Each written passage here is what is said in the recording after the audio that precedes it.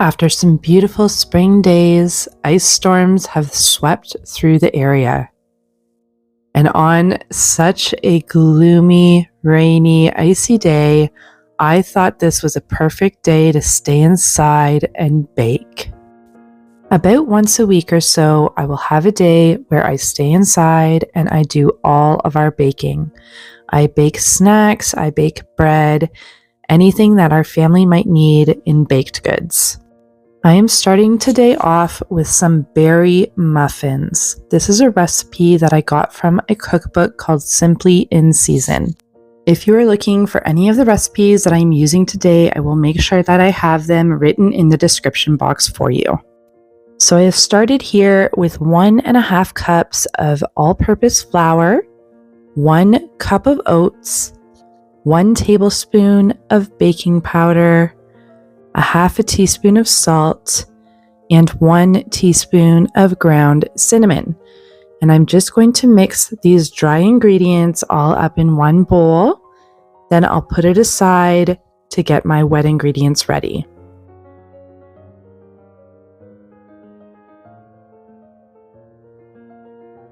In a separate bowl, I'm going to go ahead and add 1 egg, along with 1 cup of milk, 1/4 cup of oil. I am using olive oil,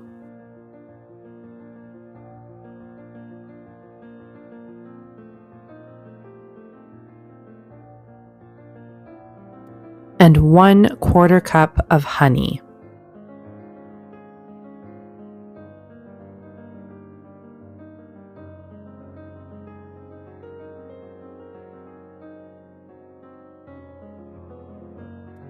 Then I go ahead and I mix in all my wet ingredients until everything is thoroughly combined.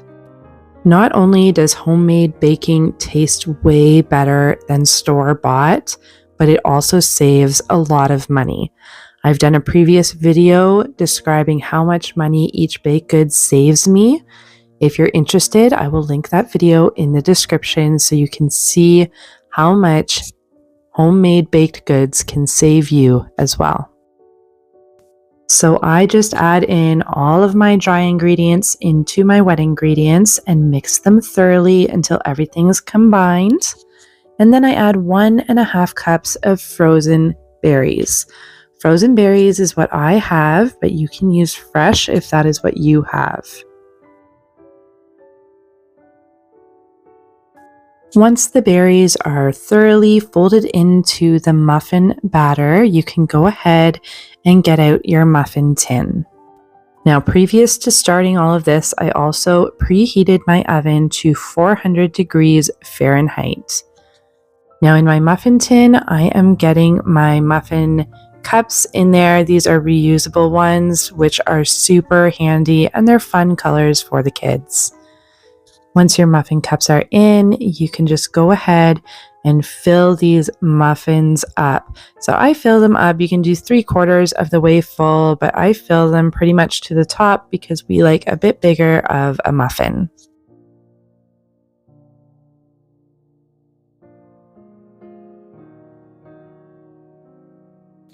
Normally I do banana muffins because I always have bananas in my freezer that I'm looking to use up. But I was looking for a bit of a change today, so that's why I went with this berry muffin, and my next muffin is going to be a chocolate muffin. So I just wanted to do something new and something fun. Also, despite the ice storms, springtime is coming, and I felt like a berry muffin was just a lot more spring-like and fun. And with Easter coming too, I thought it would just be fun to have these berry muffins. So these muffins went into the oven for 15 to 20 minutes or until a toothpick can be put in the muffin and taken out and have it still be clean. Next, I am moving on to some chocolate muffins, which again are just fun for the kids. So I'm starting off with 2 cups of all-purpose flour, 1 cup of sugar, and 1/2 cup of cocoa powder.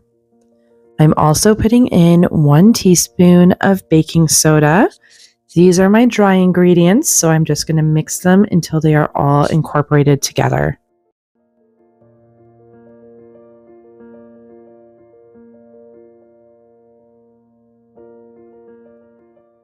In a fresh bowl, I am starting my wet ingredients, and I'm starting off with 1 cup of plain yogurt. So my yogurt is actually not plain yogurt because I had some vanilla yogurt I needed to use up. So I'm actually using some vanilla yogurt. And this did not change the taste of the muffins at all. So if you only have vanilla yogurt, it is safe to use. So after the vanilla yogurt, I add 1/2 cup of milk, 1/2 cup of oil, 1 large egg, and 1 teaspoon of vanilla. Then I go ahead and I mix all my wet ingredients in until they are thoroughly combined. Once again, I have my oven preheated to 400 degrees, also because my other muffins are currently in the oven at 400 degrees. So now I'm just going to take my dry ingredients and I'm going to put in like a quarter at a time and mix it in so that I know it is thoroughly incorporated in the batter. I love having muffins on hand because they are a wonderful quick snack for my kids when they're hungry, and it's just something that they really enjoy. So having muffins on hand is something that I typically do. And if you have seen my previous videos, you will know that my mother lives in our house in a separate apartment. So when I'm baking, I will typically run in some muffins and some bread for her as well. My mom's older and she lives on her own technically. So it's oftentimes harder for her to make a meal or to eat breakfast. She won't eat breakfast until later in the day. So that way, if I can run in some fresh baked goods to her, I know that she is eating her breakfast or eating something at least during the day.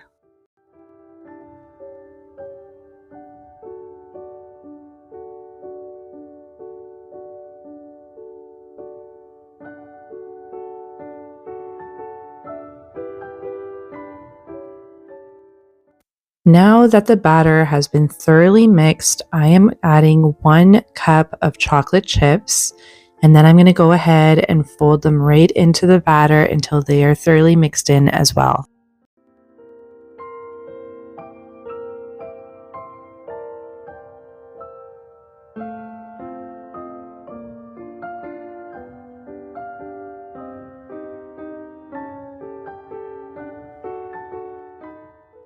Now that everything is thoroughly mixed, I'm going to go ahead and get my muffin tin out. This is a silicone muffin tin and I love it because then I can just pop the muffins out afterwards. If you're making this, you may notice that the batter is a little bit thicker than other muffin batters. That's what I thought at first as well. But the muffins still turned out really fluffy and moist, almost cakeish. So they were still very good. Now this recipe says that this batter makes 12 muffins. I found this to be untrue. I guess maybe I should have really packed it into my muffin cups here. I filled them as I regularly do right up to the top, but it still made a large amount of batter that I ended up putting it in a bit of a loaf pan because I didn't have any more muffin tins left to make more muffins. So I figured I'd just make a small loaf out of the rest of the batter.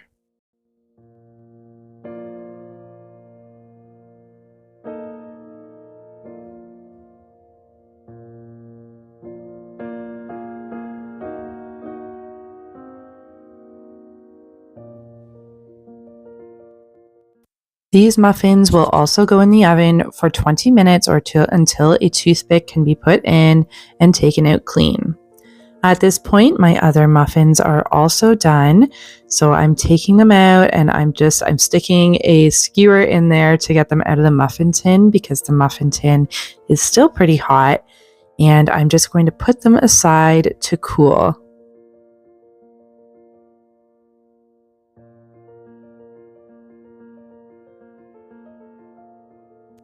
So after 20 minutes, my chocolate muffins are done.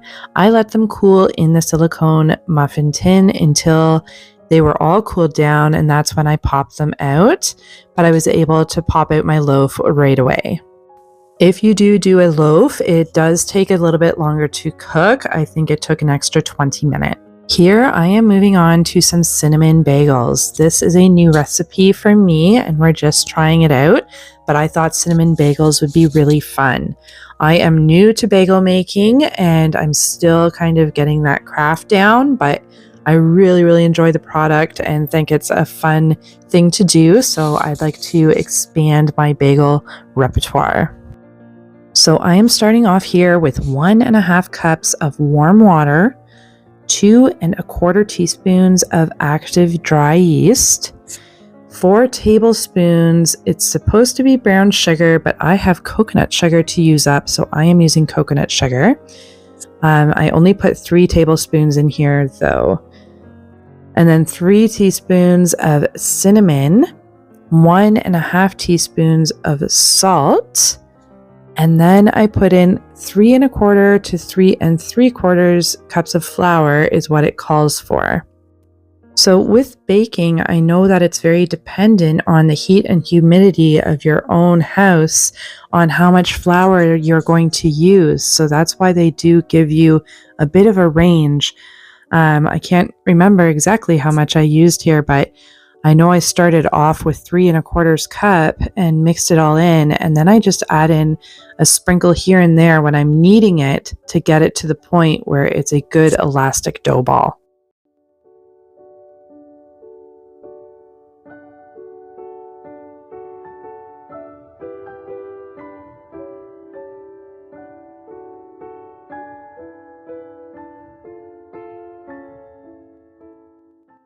So you'll notice in all of my bread and bagel recipes that I will simply knead the dough in the bowl instead of taking it out and putting it on my counter.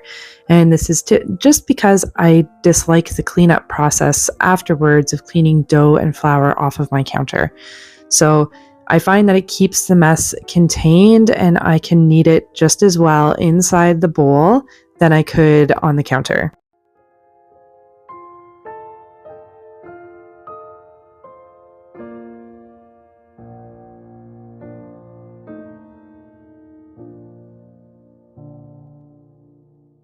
So once my dough has reached a nice, elastic, tight ball consistency, I go ahead and get a different bowl and I oil it up.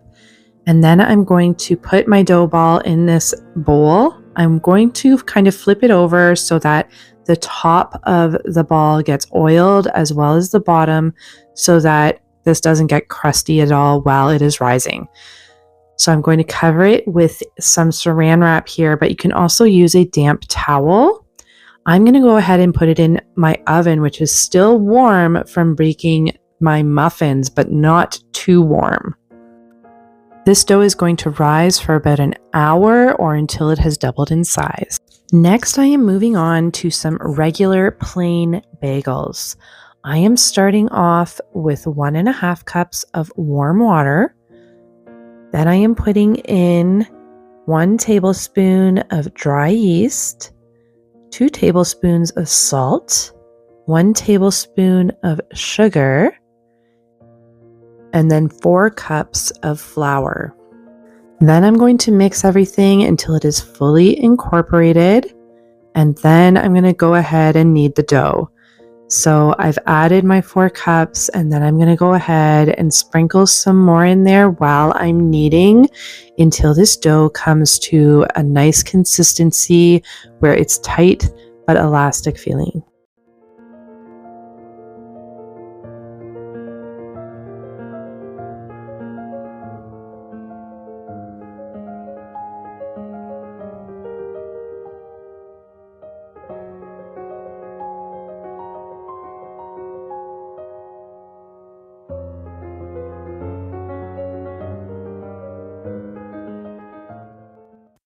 I love to have lots of bagels on hand because They taste wonderful, especially when they're home baked, but my kids love them for bagels, toasted bagels and cream cheese. So these freeze wonderfully. So I can make a bunch of them, put them in a Ziploc bag and put them in the freezer, and then we can just use them as we want them. So as with the other bagel recipe, I am oiling a bowl, and then I'm going to go ahead and get this dough into this bowl, oil the top side, turn it over, and then I'm going to put some saran wrap over, and I'm going to get it into my warm oven to rise as well. It will also take about an hour to rise, or until it has doubled in size. Next, I am going to move on to my homemade bread recipe, which I am doubling. So for a double recipe, I'm starting off with 3 cups of warm water, 4 teaspoons of active dry yeast,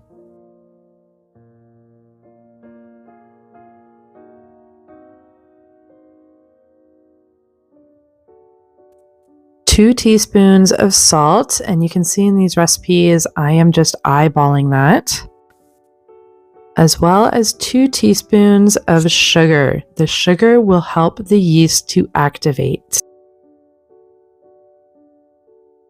So I just let my yeast activate for a minute, and then I go ahead and I add in 6 cups of all-purpose flour. You can also use bread flour for this, but all-purpose is what I have, so that is what I am using.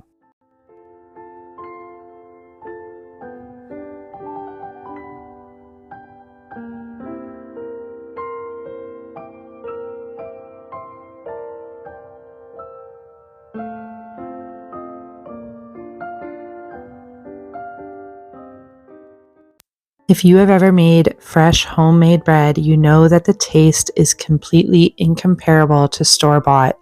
It is so much better.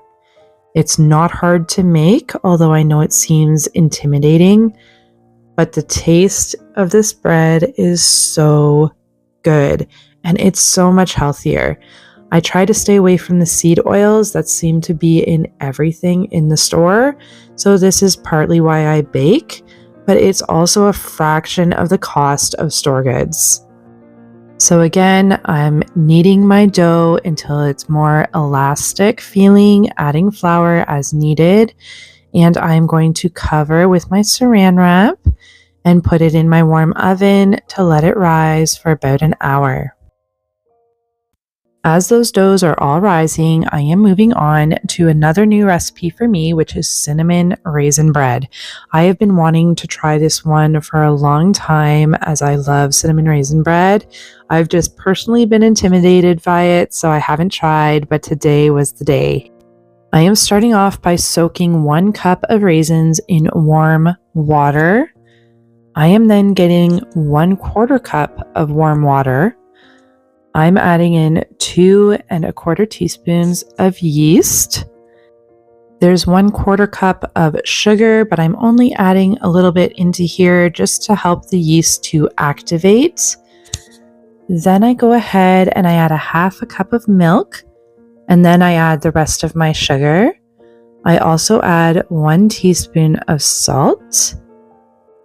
Then I add 1/4 cup of olive oil. You could also use melted butter here. Then I add 1 large egg. Then I go ahead and I mix it all in until it is fully incorporated together. After that, I'm going to add 3 cups of flour. So I'm going to mix this all in until it's fully incorporated and a sticky dough mixture. So the calls for this mixture to be sticky, but it still holds its shape. And if it's too dry, then you add water. And if it's too wet, then you add some more flour. I found mine to be a little bit dry, so I went ahead and I just added a little bit more water. And I just mixed it all back in until it was the consistency that the recipe called for. So after it has achieved the consistency it needs to, I go ahead and I add in my 1 cup of soaked raisins, and I'm just going to try and fold them into this dough just to get them fully incorporated in there so that they're thoroughly just throughout the bread dough evenly.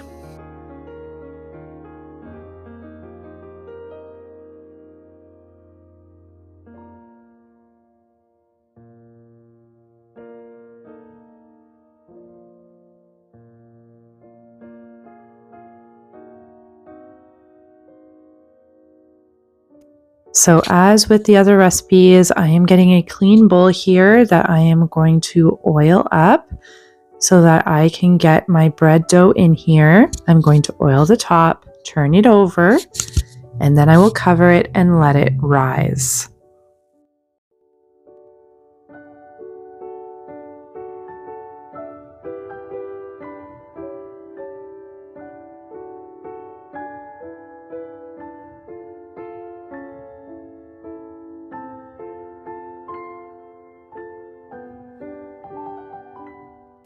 Cinnamon raisin bread was something of my childhood. We always had it, and it was something delicious to have with butter, but I have never had homemade cinnamon raisin bread, so I am so excited to see what this tastes like. I find on big batch cooking days, it is so important to keep up with wiping the counters and doing the dishes so that at the end of the day, it's not an overwhelming mess that you have to clean up. So my bagel doughs have almost completely risen. So while they are still completing that rise, I am going to go ahead and get a big pot of water on to boil. I'm also adding 1 teaspoon of honey to that water, 1 tablespoon of honey.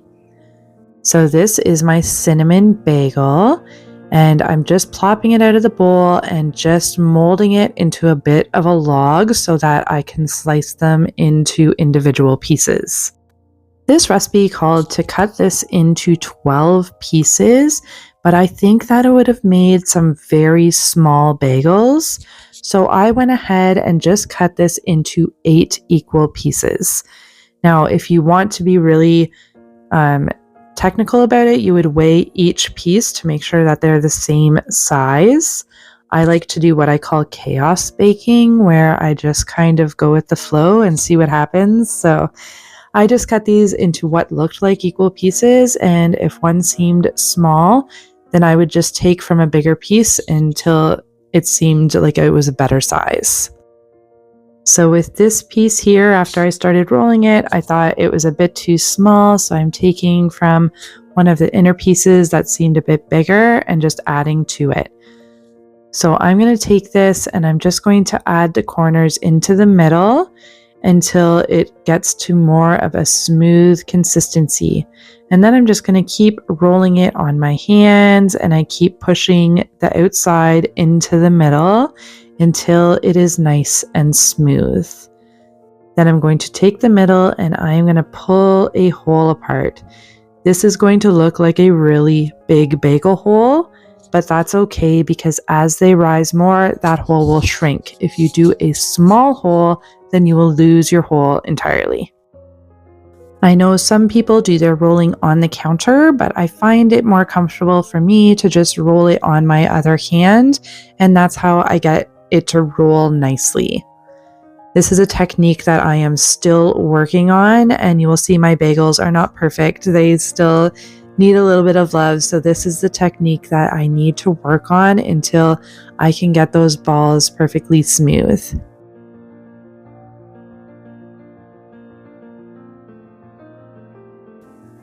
So I'm just going to get the rest of these balls rolled up and their holes formed. And then once they're on a baking sheet with some parchment paper, I let them sit for about another 5 to 10 minutes just to rise some more.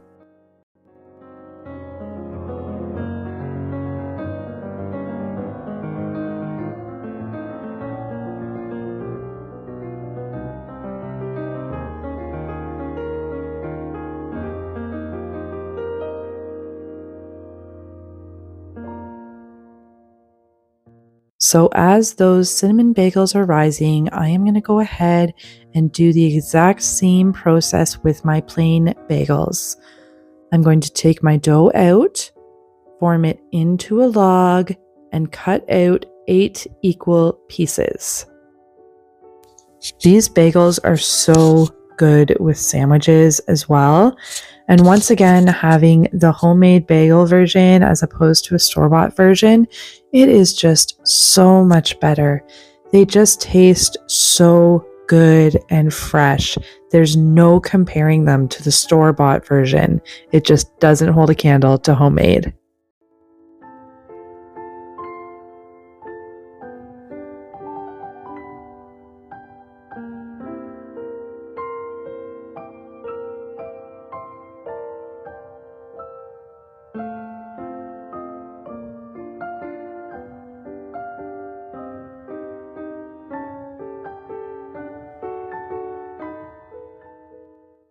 Once my bagels have all been formed and they have risen a bit more, it is time to get them into the water.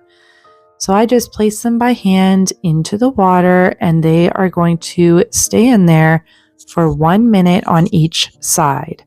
So after a minute, I'm going to go ahead and flip these. Adding them into the water is what gives bagels their chewier factor. It makes them a little bit denser, a little bit chewier, and that's kind of what makes a bagel a bagel. During this process, I also got my oven preheating to 425 degrees Fahrenheit. And yes, I remembered to take my rising bread dough out of there first. So I do add both my plain bagels and my cinnamon bagels to the same water. I don't think it will have any change in the taste of either bagel. If I was doing something like a jalapeno bagel or something with a very, very strong taste, I might do that in a separate pot with separate water. So in a cup, I'm just going to add some milk and some egg for a bit of an egg wash that I am going to put over these bagels. This egg wash will just help the bagels to toast up and brown nicely on the top.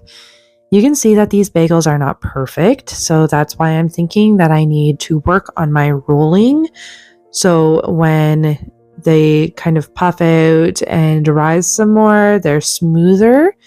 So that is a skill that I'm going to continue to work on. Until then, these bagels are still delicious, no matter how they look.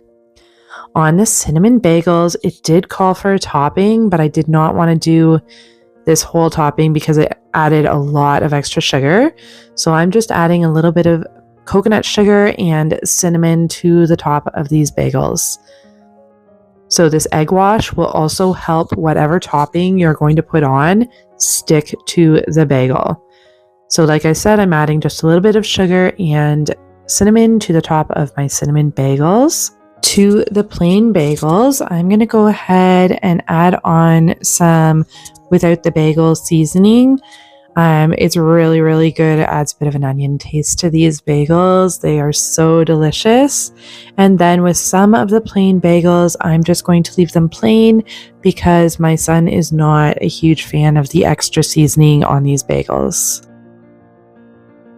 So both of these bagels are going to go in at 425 degrees for 12 to 15 minutes or until they are nice and brown on top. At this point, my bread dough has risen nicely, so I'm going to go ahead and oil my loaf pans. Both of these loaf pans will have the bread sticking in them pretty good if they're not thoroughly oiled. So I make sure to add a decent amount of oil so that I can get my bread out of these pans afterwards. Because trying to cut bread out of a pan where the bread is sticking to it just is quite the mess.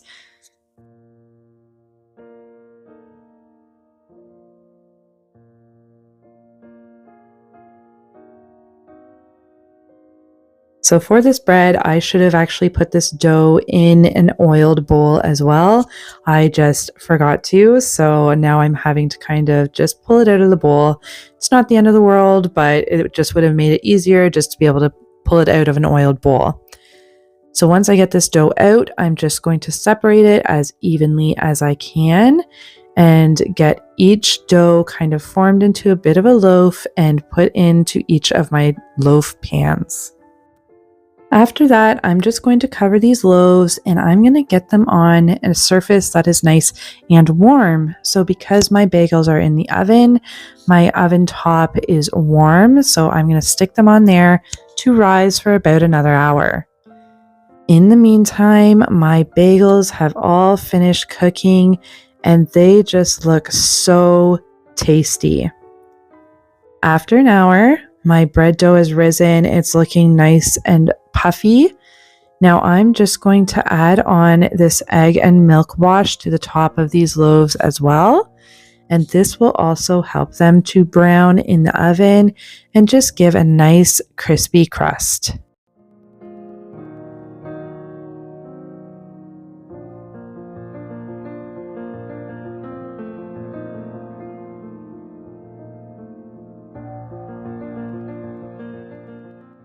So after the bagels came out, I turned my oven down to 350 degrees Fahrenheit, and these bread are going to go bake in that oven for about 30 minutes.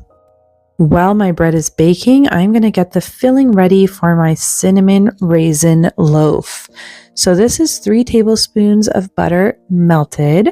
I then add in 2 teaspoons of cinnamon and a half a cup of what they call for brown sugar, but again, I used my coconut sugar. If you have coconut sugar, it is a great replacement for brown sugar. Now I'm just going to get my cinnamon raisin loaf out and I'm going to spread it out until it's about a 9 by 14 rectangle shape. Then I'm going to go ahead and take my filling mixture and I'm going to get it onto the dough and I'm just going to spread it out evenly over all of the dough.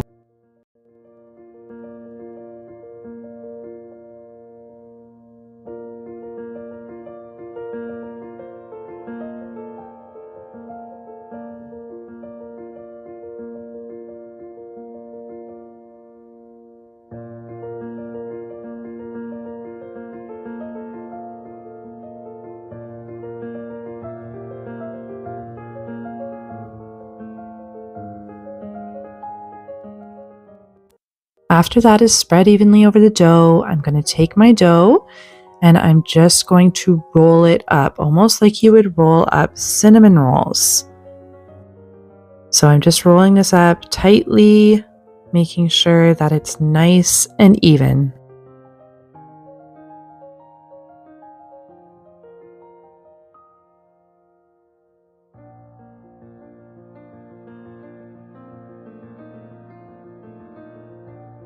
Once that's done, I'm just going to get it into my loaf pan, and it says just to tuck the edges under, so that's what I do. It kind of squishes in there, but this is a silicone loaf pan, so it kind of moves and molds to the shape of the loaf as well. I go ahead and I put that on my oven to let it rise for another hour. During that time, my bread has now cooked and it is looking wonderful. My house is smelling amazing today. I wish that I had smell-o-vision just to share it with you guys because it smells so good in here. So I'm going to go ahead and put that milk and egg wash on my cinnamon loaf as well. It also goes in the oven at 350 degrees for 35 to 40 minutes. And when it was done, it looked and smelled so good. My son fell in love with this cinnamon raisin loaf, and he said this is something that I have to bake over and over again. Today was such a huge accomplishment. I got a lot done. If you are looking for more baking or budget cooking meal ideas, make sure that you check out the playlist that I have linked right here. It is full of recipes, especially if you are budget minded. So go ahead and check that out. I hope you guys are doing wonderful. Thank you so much for joining me today. If this is content that you like, please make sure that you subscribe, and I will see you all next time.